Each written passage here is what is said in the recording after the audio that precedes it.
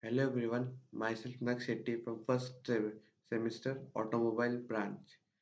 My startup is based on engine upgradation kit and the startup for which I am working is Babs Automotive. Feedback collected during empathy, mentioning some of the requirement and feeling about engine upgradation kit as said by the customers during the empathizing activity are minimalizing the upgradation cost, using top-notch quality products, providing your services to remote places, making the product more value for money, helpline numbers so that the team reaches remote areas quickly, define and ideate.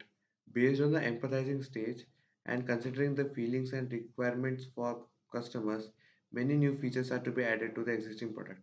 Features to be added are quality improvement, less environmental pollution engines, power upgradation and making it more fuel efficient. So the futuristic product name is Turbo Core Prototype. In prototype stage, the real working model has to be manufactured. Due to time constraint, the mentor advised to draw a sketch. The sketch is given below.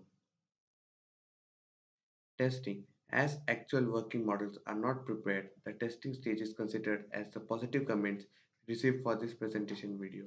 I request the viewers of this presentation video to comment your opinion to satisfy the testing stage. Thank you.